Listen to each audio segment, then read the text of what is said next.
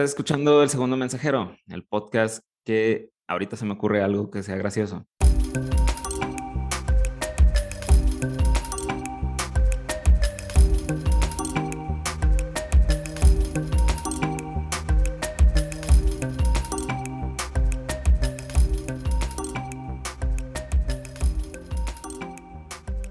En el episodio de hoy vamos a tener a una invitada muy especial. Es una médica genetista que aparte es científica y nos visita desde Nottingham, Inglaterra, la doctora Adriana Pérez Robas. Hola Adri, muchas gracias por estar aquí. Finalmente se nos hizo, después Ya, de que lo pospuse tanto tiempo, ya aquí sé. estoy. Bueno, pues es que la ciencia no descansa y luego no hay tiempo. Pero bueno, Adri, amablemente estar en este podcast porque ella está haciendo el doctorado en neurociencias en la Universidad de Nottingham, donde sorprendentemente hay mucha comunidad mexicana. Mucha, sí, está muy padre, la verdad. Entonces, No se siente uno tan solo. qué chido que haya aparecido ahí, porque de hecho creo que tienen hasta una especie como de grupo, ¿no? O sea, como una comunidad literal ahí. Sí, o sea, hay una comunidad en la universidad y luego existe la comunidad en la ciudad. Ah, ok, o sea, también hay como el barrio mexicano en Nottingham, Ajá, sí, ya los adultos que tienen a su familia y todo que se vinieron aquí. tacos y así. O todavía no llegamos a ese nivel de No, de colonialismo. repente sí nos juntamos y cocinamos, pero son todos hechos a mano, así, las tortillas hechas a mano y todo. Ay, güey, qué bonito. Pues ya saben, si un día van a Europa y extrañan un taco, pues láncense a Noti.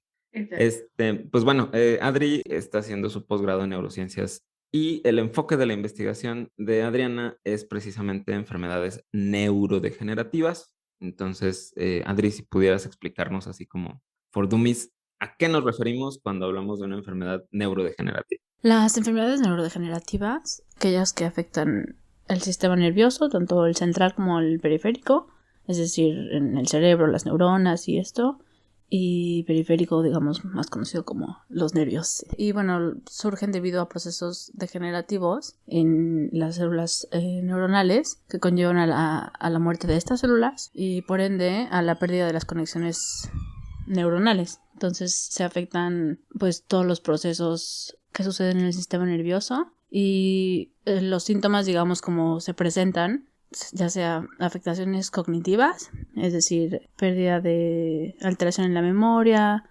en los procesos de orientación espacial, cálculo, cualquier otro proceso cognitivo, pero también hay aquellas enfermedades neurodegenerativas que se presentan principalmente con afectaciones motoras. Entonces hay cambios en posturas, hay, digamos, presencia de temblor o debilidad, etc. Y bueno, en sí, las enfermedades neurodegenerativas son, digamos que, todo un grupo, pero dentro de ellas hay distintas entidades y las causas de cada una pues son diferentes, aunque hay un gran porcentaje de ellas que tienen un componente genético. Otro porcentaje tiene un componente hereditario, es decir, las que tienen el componente genético no necesariamente son hereditarias y hay otras que sí son hereditarias. Y tenemos como otro grupo que son meramente multifactoriales, es decir, como el ambiente afecta más. Digamos, en este conjunto podríamos encontrar a las enfermedades neurodegenerativas por alteraciones vasculares o por un trauma, ¿no? En el grupo de las enfermedades genéticas pues se encuentra todas, las más conocidas que son algún grupo de demencias, el Alzheimer tiene un gran componente genético. Parkinson, hay ciertos tipos de Parkinson que sí son heredables, por ponerlo a grandes rasgos, y otros que tienen un componente genético pero que no necesariamente tienen este componente de heredabilidad. Y hay otras que son heredables, como la enfermedad de Huntington, digamos. Entonces estos son como los diferentes grupos en los que se divide. Y debido a que pues las causas son muchas y en todos, aunque haya un solo componente genético, digamos, o varios, dependiendo de la enfermedad, este no sería como el único que deteriora los procesos neuronales. Entonces, por eso mismo, llegar a un tratamiento ha sido bastante difícil. Hasta el momento no hay una cura para ninguna de estas enfermedades neurodegenerativas. Y pues hay varios tratamientos que se utilizan sobre todo para hacer los síntomas menos intensos, digamos, para mejorar los síntomas, pero pues hasta el momento ninguno de ellos ha podido revertir la enfermedad o curarla hasta cierto punto. En realidad, bueno, mi especialidad es, ahorita estoy enfocada en el estudio, digamos, científico, todo lo que hago es como en un laboratorio, entonces directamente en este momento lo hice anteriormente, en este momento no estoy viendo pacientes. En mi caso, yo me dedico más a estudiar el sistema nervioso central y sobre todo mi área es en cuanto a las demencias y sobre todo pues, las que son generadas por algunas alteraciones genéticas que tienen patrones de herencia, etcétera.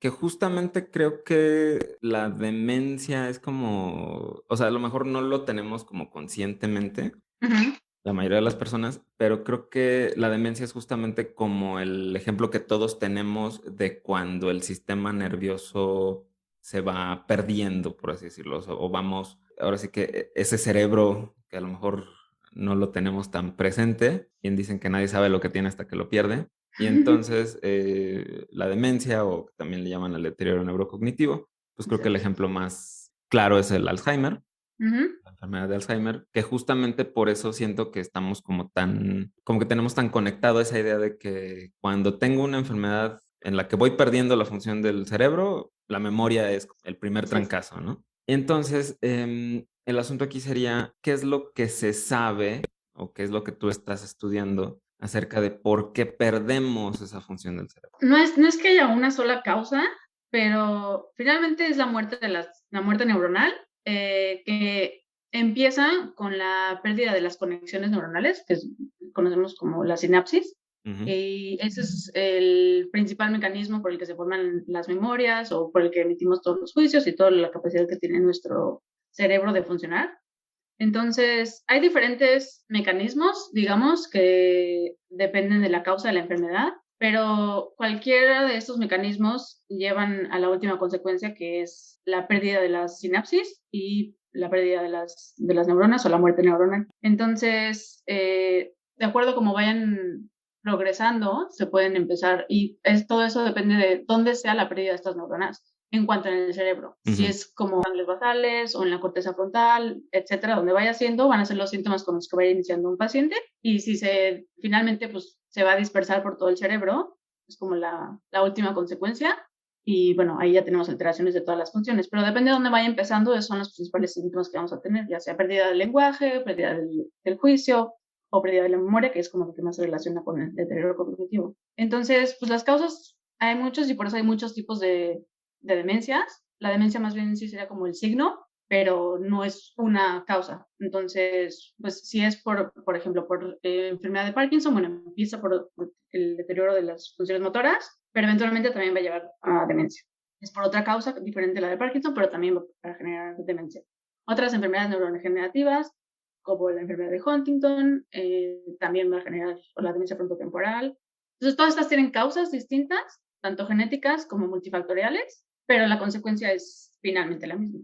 El resultado final es que se pierden las conexiones y se pierden a las neuronas, ¿no? Y viéndolo, digamos, como medio poéticamente, es un poco como las personas, ¿no? O sea, si dejamos de interactuar con los demás y si dejamos de, pues sí, o sea, de tener esa situación, digamos, social, eso en parte como que nos deprime o nos hace sentir, pues, aislados y mal. Y pues supongo, o sea, reitero, esto es como mi visión poética pacheca, pues como que lo que le pasa a las neuronas, ¿no? Porque Sí, incluso claro. yo he visto que muchas veces la sinapsis no es nada más como la moleculita del transmisor, es también factores de crecimiento que ayudan a que la siguiente neurona pues se mantenga chida.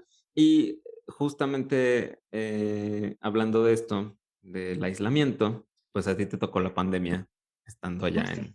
en Inglaterra. Ajá. Tenías que como 4 meses de haber llegado allá. No, tenía un mes exacto. Ahora sí que en ese, digo, ahorita a lo mejor el aislamiento ya es algo que solo recordamos de manera como desagradable, pero durante ese periodo en el que tú estabas en una tierra extraña y eras una extraña en esa tierra extraña, Stranger in a Strange Land, dicen los de YouTube, ¿cómo le hiciste tú para mantener esas neuronas tuyas tan funcionales como fueran posibles? Sí, no manches, estuvo súper fuerte, la verdad. O sea, de por sí un cambio cultural tan drástico en cualquier situación es algo como difícil. Ujú.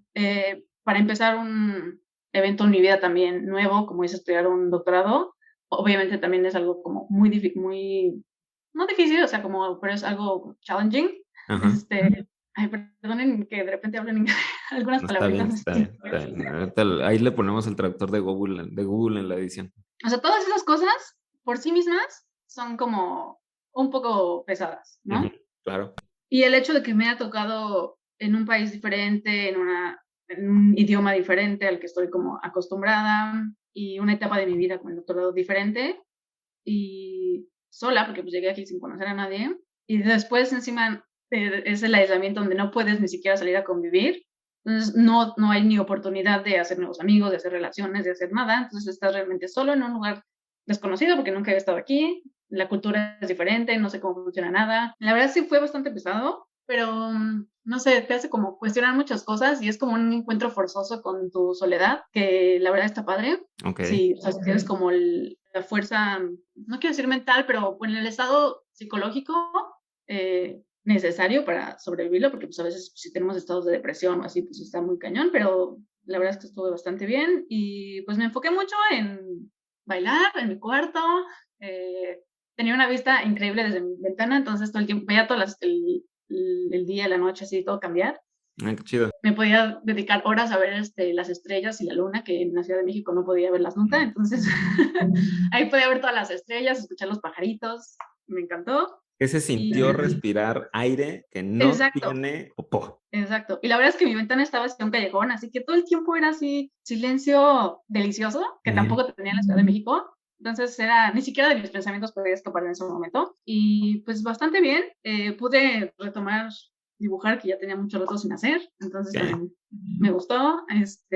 Y pues ahí me dio más o menos intentando empezar el doctorado desde mi cuarto, Ujú. que también fue otra difícil, pero todas estas como pequeñas cosas, bueno, teníamos oportunidad de salir una vez al día a hacer ejercicio, entonces salía a correr y hacer cosas así en el parque y la naturaleza, entonces como el contacto con la naturaleza fue lo que me ayudó en esos momentos, el poder retomar mis actividades como dibujar y cosas así que hacían antes y que me gustaban, y cosas así como bailar en mi cuarto y todo eso fueron lo que me ayudaron en los primeros momentos, sobre los primeros meses, sobre todo cuando no tenía como otras personas con las que quieres platicar. Sí, no, y aparte, o sea, ponle tú que dices, ok, pues mis amigos están acá en México, lo que sea, pero pues también la diferencia de horario no es Ay, es tan horrible. fácil.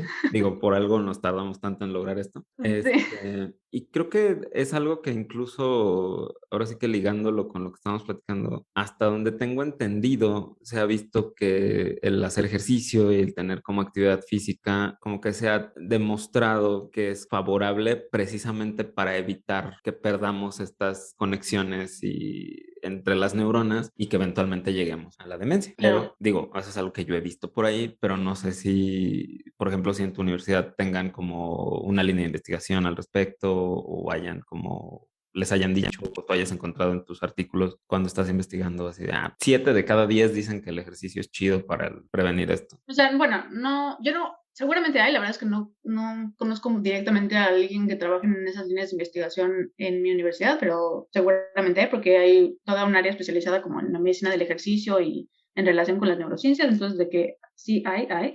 Pero finalmente, pues el hacer ejercicio, los estados emocionales y todo, pues generan cambios químicos, liberación de neurotransmisores y todo en nuestro cerebro. Y pues sabemos que todas las funciones neuronales son procesos químicos, bueno, todas las funciones celulares en general, y pues las neuronales dependen también de la liberación de neurotransmisores, y eso regula nuestro estado de ánimo, y pues sí hay, o sea, muchos estudios que han hecho un link entre el estado de ánimo o los antecedentes, por ejemplo, los antecedentes de enfermedades psiquiátricas como demencia o ansiedad, que sí tienen una relación con el desarrollo de demencia en las etapas posteriores de la vida.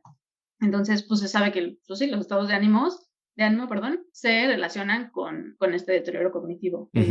Entonces, pues, y si sabemos que una buena alimentación y hacer actividad física y todo eso disminuye la depresión y la ansiedad, pues entonces eventualmente, obviamente, puede ser un factor que beneficie como para la prevención de la demencia, ¿no? Pues sabemos que la demencia y todo esto también está como muy relacionado con el estrés oxidativo y pues una buena alimentación y todo esto que podemos hacer para reducir el estrés oxidativo a nivel celular, pues también es benéfico finalmente. Digo, estrés oxidativo, por si usted no lo conoce, el estrés oxidativo es deje de comer tanta porquería. Básicamente. Ahora, entonces el efecto ahí parece ser como un poco indirecto, o sea, de lo que tú dices, ¿no? O sea, si haces ejercicio, pues a lo mejor te estresas menos o respondes mejor al estrés, probablemente te sientas menos deprimido, tengas menos ansiedad y entonces eso a la larga va a beneficiar a tu cerebro, por ejemplo, Claro. ayudando con lo de la demencia. Otra situación que también como que se sabe mucho en general es que dicen así, no, pues es que tienes que hacer ejercicio con tu cerebro y ponte a leer y juega ajedrez y no sé qué tanta cosa. Ahí también hay como evidencia o no evidencia, o es más como una recomendación, pues nomás porque está chido leer un libro de repente. No, sí, o sea, pues la plasticidad neuronal y todo esto, que antes se creía que era más como un mito, que no existía, que hubiera neurogénesis en el adulto, en el cerebro del adulto. Y bueno, hoy en día ya se sabe que hay ciertas áreas en el cerebro en donde hay neurogénesis, ¿no? Y Neurogénesis es. digamos que por poner una palabra simple, es la creación de nuevas neuronas y nuevas conexiones neuronales. Ok. Entonces, o sea, antes se creía que, o sea, crecías y mientras eras niño, pues generabas como nuevas conexiones neuronales y todo esto, pero una vez que eras adulto, ya lo que tenías y ahí te quedabas. Ujú. Y bueno, ahora ya se sabe que no, ¿no? Entonces, ese fenómeno que se conoce como plasticidad neuronal, y hay, bueno, ciertos nichos en ciertas áreas del cerebro donde sucede neurogénesis en el adulto. Entonces, pues todos estos factores como los que comentabas de estimular el cerebro, finalmente también estimulan esta neurogénesis. Entonces, por eso es de trabajar el cerebro también, para que, y mantener, como también, en palabras coloquiales, mantener vivas las conexiones que ya existen. Ok, muy bien. Sí, sí, sí. Y ahora vamos a ligarlo de nuevo. Todo esto es como un cerebro y todo está ligado. Ahorita nos contabas que pues lograste como agarrar otra vez tu lápiz y tu papel y ponerte a dibujar. Si nos deja, les ponemos unos ahí en las imágenes del episodio. ¿Tú crees que el tener ese tiempo para desarrollar esta parte de la Adriana artística, por así decirlo, te ayudó en su momento como a concentrarte mejor en tus situaciones del doctorado? O sea, que tú dijeras, me puse a dibujar un ratote, estoy súper inspirada y cuando agarré el libro, cuando agarré el artículo, así se pegó o lo pude leer como súper rápido o lo entendí mucho mejor, o tú sientes que no hubo como una relación entre eso. A lo mejor no así tan directamente como lo pones, pero por ejemplo, para mí el dibujar es una herramienta que utilizo mucho para controlar mi ansiedad. Entonces, cuando tengo como situaciones en las que mi estado de ansiedad incrementa mucho, utilizo como el dibujo para relajarme. Entonces, es un momento en el que estoy realmente solo enfocada en dibujar. Entonces, mis pensamientos están solamente enfocados en esos, y cuando termino es algo que no estuve haciendo conscientemente, el sentir que, ok, me tengo que enfocar en disminuir mi ansiedad y todo, no lo estoy haciendo conscientemente, pero al final de mi trance de dibujar, termino y me siento como mucho más calmada, más en control, y bueno, esto obviamente a la larga pues sí se ve relacionado con mejor atención y comprensión, por ejemplo, en mis tareas del doctorado, ¿no? En leer, en trabajar, etcétera. Porque pues obviamente si tengo momentos en los que mi ansiedad está incrementada, pues sí funcionó peor que cuando estoy como más estable. Entonces eso sí me ha ayudado mucho. Fíjate que eso que mencionas de que entras como en esa especie de trance, suena un poco a como a veces se describe la meditación. Ajá. ¿Lo has intentado? O sea, ¿has intentado la meditación? He intentado la meditación, pero soy pésima, no puedo. O sea, mis pensamientos no me dejan, literal. Okay. Sí, no. Me ha o pasado. sea, es como no. Pero eso es, o sea, dibujar es mi meditación. O sea, dibujar y hacer ejercicio, que últimamente ya no lo he hecho tanto, pero dibujar y hacer ejercicio para mí es como mi meditación. El momento en que mi mente se apaga de todo lo que tengo en el día y puedo hacerlo. Sí, que es como lo que llaman ahora el mindfulness, ¿no? La atención plena. O sea, que realmente cuando te pones a dibujar, solo está el papel y tu lápiz y lo que tengas que plasmar en con tu mano. Y luego soy tan preocupada, así pensando de, ay, me va a salir horrible, no me va a salir bien, que es lo único que me preocupo, ya no me preocupo nada más. Que al final, y creo que un poco es como esa, dice mi psicóloga, que es como la vocecita de la ansiedad, ¿no? O sea, es como... Claro, queriendo de repente ahí seguirte, ajá. Pero justo creo que cuando empiezas a hacer, te dejas de preocupar. O sea, porque como dicen vulgarmente, pues te ocupas en vez de preocuparte. Y yo creo que por eso funciona también. Entonces, digo, pregunto esto porque justamente así como tú, a mí la verdad también me cuesta muchísimo trabajo como intentar meditar y he bajado apps y no lo logro, o sea, no me sale. Entonces, si ustedes son como nosotros, pues no se preocupen. O sea, a lo mejor su nirvana no llega en la cima del Monte Everest, a lo mejor llega como con Adri dibujando. Digo, yo sé que es difícil estimarlo precisamente porque nos acabas de platicar de cómo la pandemia empezó cuando acabas de llegar. Ujú. Pero a lo mejor ya siendo un poco más, ya estando un poco más abierto el asunto, ¿cuál crees tú que fue el momento de choque cultural que dijiste, madres, o sea, jamás me imaginé que la gente en otro país hiciera esto como estoy viéndolo ahorita? O sea, ay, sí, es que me preguntas y siento que hay muchos. Ah, pues los que se Un- te vengan a la mente. pero yo creo que, o sea, me he dado cuenta que, al menos aquí, y bueno, en países europeos, es que la cultura familiar no está como tan arraigada como en México. Que vayas a comer con tus papás y con tus hermanos o con tus primos. O sea, yo hacía eso frecuentemente en México y como que si tienes algún problema, pues vas con tu familia, las reuniones familiares y como siempre mantener el contacto con tu familia, ¿no? Y aquí es como literal a los 18 años se van de su casa, porque también las facilidades aquí les permiten a que a los 18 años ya puedan vivir solos, ¿no? Claro. Cosa que en México no sucede, pero aquí a los 18 años, 20 años ya la gente tiene sus propias casas y así. Ok. Entonces, Wow. eso también es otro Wow. choque cultural. No, sí, ese es un gran choque cultural. Ok.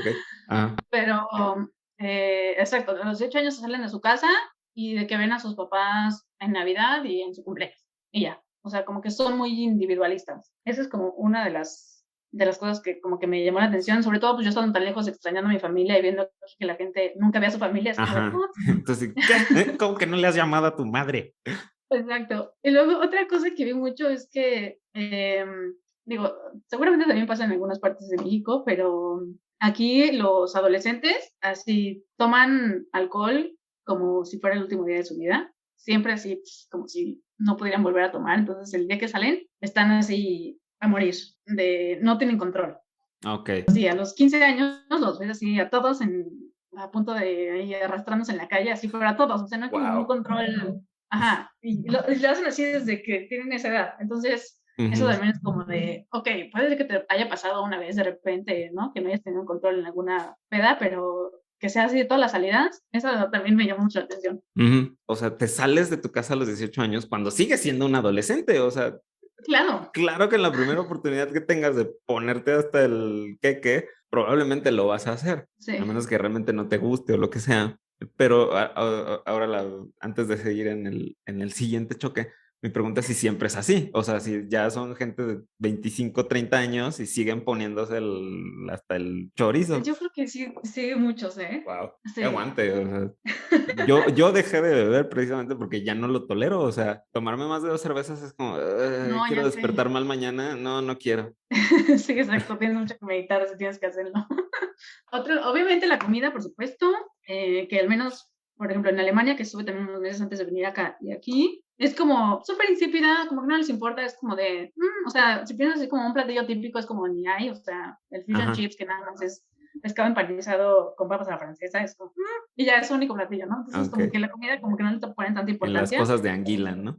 Entonces, todas esas cosas es como de, y pues para nosotros es como parte de nuestra cultura, entonces eso Ujú, también es como... claro. ¿Y qué más? Ah, pues el hecho de que siempre esté lloviendo en este país está muy cañón, porque al final de cuentas eso también afecta tu estado de ánimo, entonces de repente es como de, ay, quisiera salir a hacer mil cosas y no puedes porque el clima no te lo permite. O porque anochece a las 4 de la tarde, ¿no? Ajá, exacto, justo. Ok. Y al contrario, en verano es como de, me pueden dar las 8 de la noche, como sigue siendo de día, yo puedo seguir ahí feliz trabajando y no Ujú. me doy cuenta. Y justamente retomando esto, digo, si usted también se viene a informar a este podcast, existe algo que se llama la depresión estacional o el trastorno afectivo estacional que tiene que ver con pues los momentos en los que hay menos sol, pues las personas se sienten relativamente más deprimidas, precisamente porque, como lo dijo ahorita Adri, a lo mejor es una manera burda de decirlo, pero el cerebro sí sabe qué hora es y eso se me hace muy, muy chido.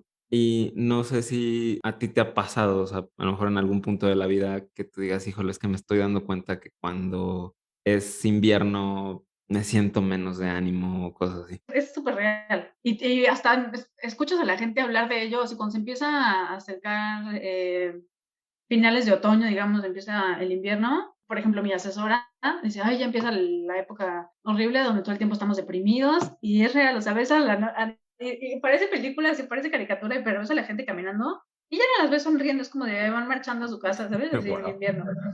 Ajá, te lo juro, o sea, como que no te das cuenta, pero sí, así pasa. Y en primavera es como de, sí, los niños jugando y todo el mundo sonriendo y así, y en invierno es al revés. Y sí, o sea, por supuesto que me ha pasado, o sea, desde que vivo aquí, porque tú crees que también es cuestión de años en lo que te empiezas a cambiar el chip, pero no, o sea, desde la primera estación que vives así como completa, cambias de estación completo como todo el año, como que tu cerebro sí empieza a hacer eso. Y sí, o sea, los inviernos sí es como de, nada más estás esperando que se acabe el día y que pase el día siguiente y así hasta que empiece la primavera porque no te dan ganas de hacer nada.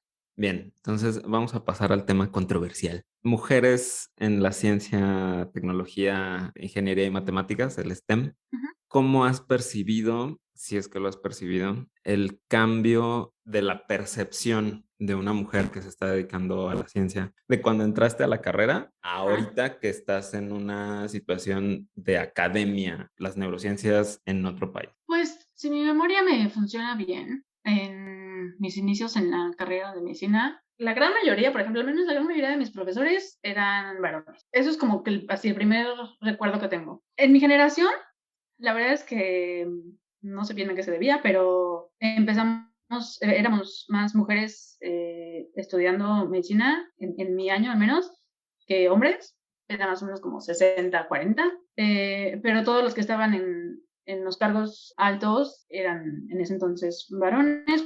Cuando empecé mis rotaciones en los hospitales, sí, obviamente había mujeres médicos, pero en cargos como de jefaturas, pero la mayoría pues también eran varones.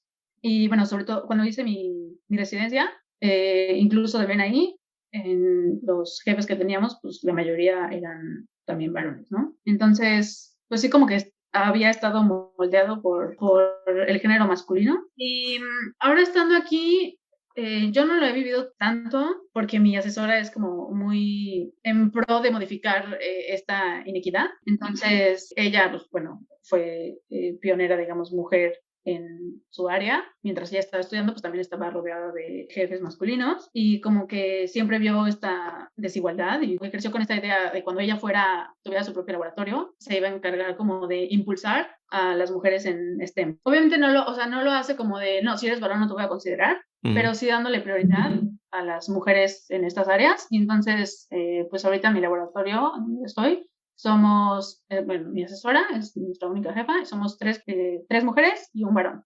Entonces, pues la verdad es que ella tiene una postura como política también y se encarga como que siempre llamar la atención de si hay mucha desigualdad y pedir justo que haya más beneficios para las mujeres en STEM. Entonces, al menos directamente yo lo estoy viendo como que sí hay un cambio, pues, a lo mejor no en los grandes puestos, pero pues de poco a poquito y tú con tu granito de arena, pues al menos en mi laboratorio así como que lo estamos intentando hacer.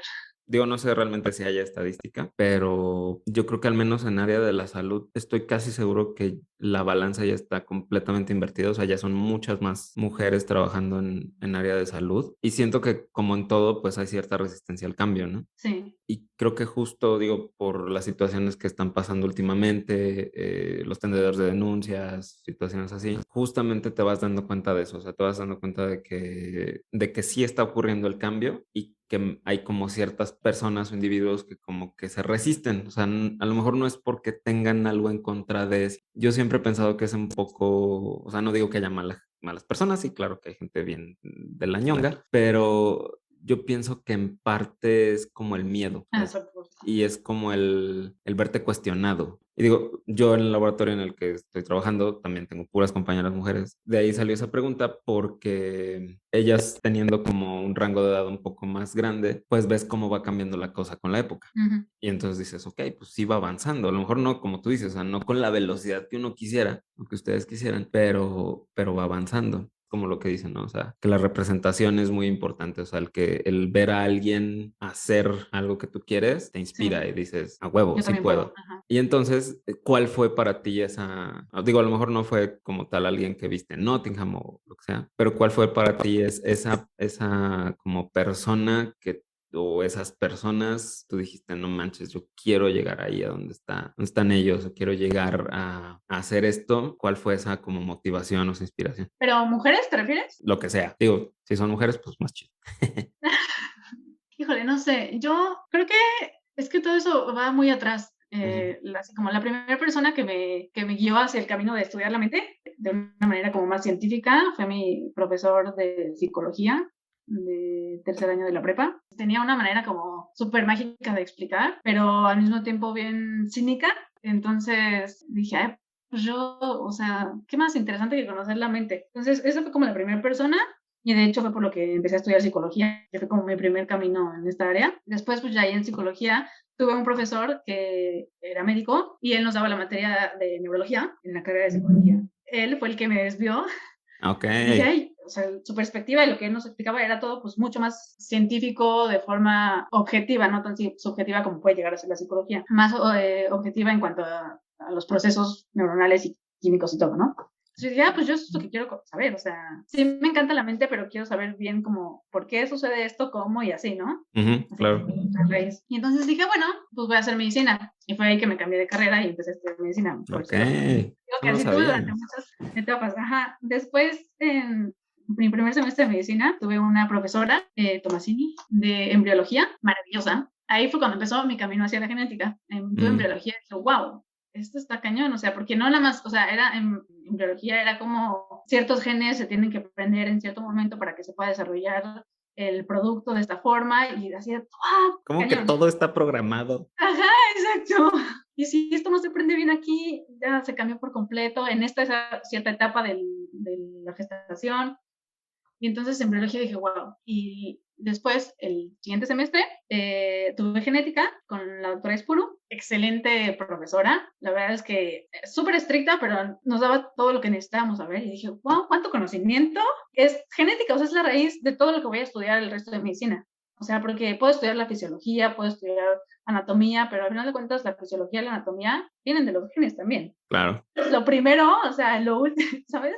Lo primero y lo último, de donde todo nace y de donde todo regresa, son los genes. Y eso lo vi en segundo semestre con la doctora Espuro. Y dije, wow, yo quiero eso. Y el siguiente semestre tuve investigación, también con otra profesora. Y aunque la investigación, como la estadística y todo eso, decía yo, ay, ¿qué es esto? Una estadística súper pesada, no entiendo nada. Pero el hecho de poderte hacer preguntas, crear hipótesis y, ¿sabes? Preguntas de investigación y hipótesis y todo, y decir, a ver, conozco lo suficiente de este tema como para saber dónde están los hoyos y saber cuál es la pregunta que quiero plantear para llenar ese hoyo, está muy cañón. Y entonces ahí dije, me encanta la investigación también desde esta perspectiva. Obviamente te digo, todo lo de estadística y así, en ese momento lo odiaba, pero me gustaba esa parte de poder preguntar lo que era necesario preguntar. Compañeras me decían, ay, la investigación, qué horrible. Y entonces yo ya en tercer semestre ya sabía que quería hacer algo que tuviera que ver con genética y con investigación a raíz de estas profesoras. Entonces, todas estas fueron mi inspiración. Ya, pues finalmente llegué a genética, escogí el Instituto de Rehabilitación porque ahí roté en reuma y dije, este instituto está increíble, ¿qué voy a hacer? Porque es el Instituto de Investigación, o sea, por supuesto. Claro. Y estudié en el INR genética y mis profesores en la especialidad, a mi parecer, unas eminencias y dije, si puedo tener aunque sea el mínimo conocimiento que ellos tienen, me voy a sentir satisfecha en lo que hice. Y pues aquí estoy siguiendo los pasos de uno de ellos, haciendo el doctorado en Inglaterra. Así que pues todos esos fueron mis personas a seguir, mis modelos. Qué bonito. Y qué chido que hubo como de todo, o sea, y que fuiste descubriendo como por pasos a dónde querías ir. Yo creo que esas personas que, pues sí, como que te plantan esa semilla de decir, híjole, yo quiero ir para allá, es algo que se valora mucho. Y también creo que tú, al estar en las neurociencias, aparte del mito que ya traes de la genética, o sea, ahora también estás cargando, por así decirlo, o traes contigo Ajá. también el mito de la neurociencia. Y entonces es como, híjole, o sea, pues sí, o sea, sí hay que meterle galleta porque algo que yo platicaba con algunos compañeros es que, digo, no sé si allá en Inglaterra pase, pero aquí ya ves que te venden que el estudio de genética para el ejercicio y el estudio de genética para la piel y el estudio de genética para no sé qué. Y tú lo ves como persona que se dedica a la genética científicamente y dices, chale, o sea, eso es mucho estirar los datos. O Ajá. sea, sí es cierto. O sea, sí hay genes que tienen que ver con que si el músculo hace tal o cual, pero tampoco es como que vayas a decir, es que tienes este gen y vas a ser el Sí, si atleta. tienes esta variante ya. Ajá, y vas a ser el atleta que México esperaba, tampoco. Ajá. Entonces lo que Pero yo la les gente digo, no lo sabe. ajá, y es lo que yo les digo a mis cuates, o sea, y creo que incluso a ti y a mí, no sé si a ti en la carrera te lo llegaron a decir, a mí como que me lo dieron a entender, pero cuando yo estaba en la carrera era así como que, güey, la genética es el futuro, medicina personalizada, Ujú. no mames, ya vas a agarrar una tubito de sangre y lo vas a meter a la máquina y te va a Sí, decir sí. así todos los secretos. Y entonces yo crecí así como, bueno, académicamente crecí como diciendo, verga, o sea, ya vamos para allá, ¿no? O sea, ya Sí, a dosis diseñar a los personal. superhumanos. Ajá, o a lo mejor no tanto así, pero a lo mejor decir, Adri, tú cuando te duele la cabeza necesitas 415 miligramos de paracetamol porque son Ajá, ajá, ajá. dosis exacta, ¿no? Y pues obviamente conforme uno va avanzando y se da cuenta de que tampoco es tan exagerado, lo que yo les digo a estos güeyes es, la genética tiene un límite. Y como todo, creo que es muy importante conocerlo. O sea, decir, hay cosas que sí, que ya se descubrieron, que están ahí, que están chidas, que muchas enfermedades que ya sabemos por qué pasan, pero tampoco nos podemos ir tan allá como de decir, este estudio genético te va a decir si tu hijo va a medir 1,95, o sea, tampoco. Y entonces yo creo que un poco es eso. O bueno, no sé si a ti cuando estabas en la Salle, pues tuviste como esa experiencia. En algún momento sí, pero creo que no era como tan exagerado. O sea, sí era un poco más aterrizado en cuanto a conocer el porqué de ciertas enfermedades y el detrás de los genes, su relación con las enfermedades o la expresión en cada uno de los individuos. Y en cierto momento como que sí empezó un poco a querer ser esto de la medicina personalizada, pero como que fue así nada más un pico de repente como que así y todo el mundo empezó a hablar de eso. Pero después como que se vio que no tenía tanta, no sé, tanta diferencia o no se podía hacer como a gran escala Ujú. y fue como de, ok, bueno, eso existe por aquí, a lo mejor en algún momento se podrá hacer, pero no nos enfoquemos en eso porque de eso no se trata la genética. Y sobre todo cuando viendo la consulta, o sea, como que fue más que es más allá de los cambios en los genes, sino todo lo que significa para un individuo y el tener alguna enfermedad genética, no solamente como la presencia de los síntomas o lo que puedas encontrar a raíz de los genes, sino todo lo que es para la personalidad del individuo incluso. Y ahí va la última pregunta. ¿Hubo algo que no te gustara, sino que durante ese camino tú hayas dicho, híjole, por aquí no era? O sea, por ejemplo, como cuando te cambiaste de psicología a medicina, ¿no? Ajá. Más adelante hubo otro punto en el que dijiste, o en el que al menos dudaste, así que a lo mejor necesito desviar el camino. Ya estando en genética, ¿no? A mí, por ejemplo, en genética nunca no me pasó eso, al contrario, como que me sorprendió más y me gustó más. Inesperadamente, porque yo pensé que iba a ser mucho más investigación y menos clínica, y vi Ujú, más clínica de la que yo tenía en mente, entonces me encantó sin querer. ujú, Eh, pero, por ejemplo, en el transcurso de la carrera, pues ya ves que todo el mundo pensamos, hoy quiero hacer esto y el siguiente semestre se te claro. antoja esta otra cosa y así vas volviendo, ¿no? O sea, yo tenía siempre como atrás de mi cabeza que eso quería, pero pues vas viendo otras cosas que dices, ah, esto también está bien chido. Y entonces, pues obviamente la medicina interna me encantó y en algún momento pues pensé así como de, pues bueno, medicina interna está muy bien, o sea, a lo mejor no es la base de todo, pero es la base de todo lo fisiológico que se afectan las enfermedades, ¿no? Y entonces como que medio iba como por ese rumbo y en el internado, o sea, me encantó el internado, pero sí dije, oh, creo que medicina interna tal vez no va a ser para mí. A lo mejor era por los ejemplos que tenía en ese momento, pero en mi forma de verlo, era algo que te requería sacrificar mucho de tu vida personal para ese destino y pues, o sea, para mí la carrera de la medicina y todo mi vida profesional es súper importante, pero solo es una parte de mi vida y como que siento que nunca estuve dispuesta a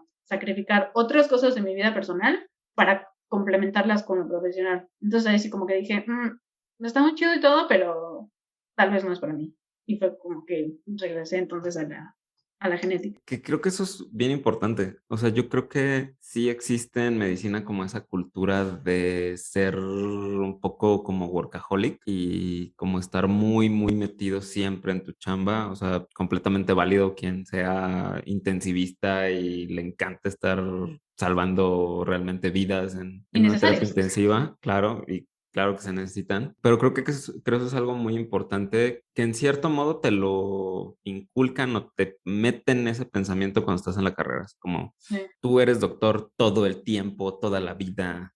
De que te gradúes en adelante, ya vas a traer colgada esa bata invisible. Y creo que eso que mencionas es bien, bien importante, porque yo creo que no tiene que ser así. O sea, es un Justo. trabajo como muchos otros, y creo que es muy importante ver también que hay gente que está en la academia como tú y que está en la medicina o lo que sea, que se dan cuenta de que la chamba es la chamba y el resto de la vida no puede ser la chamba. Sí, Justamente no. ayer Pamela me escribió en la tarde y me dijo así de, sabes que estoy súper rebasada del trabajo, estoy muy cansada, pero necesito distraerme. Vamos al billar. Y ya nos fuimos a De que echar te- una hora ahí a pelotear, ni sabemos jugar, pero, o sea, fue Ajá.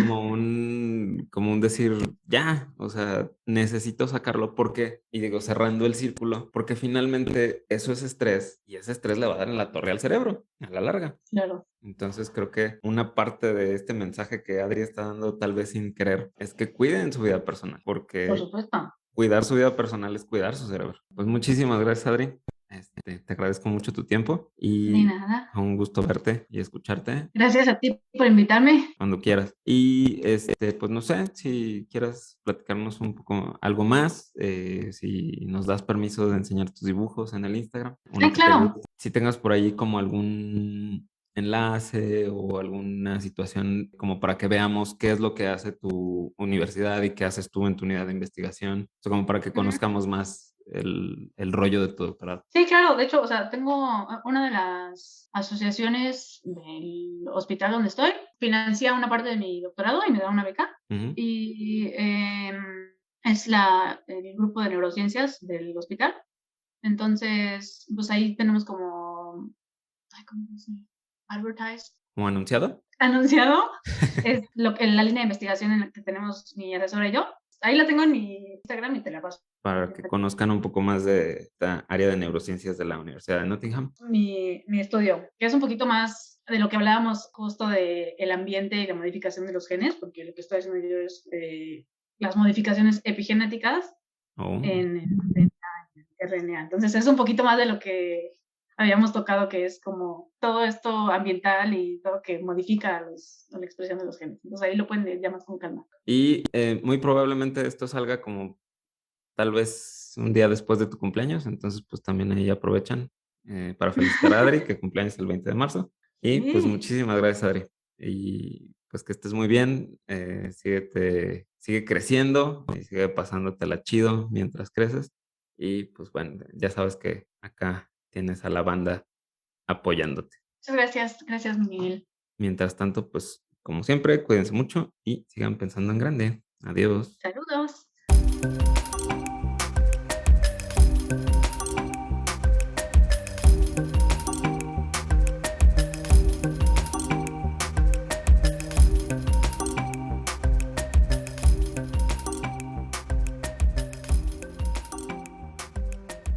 ¿Ese Eh, micrófono es real o es una imagen?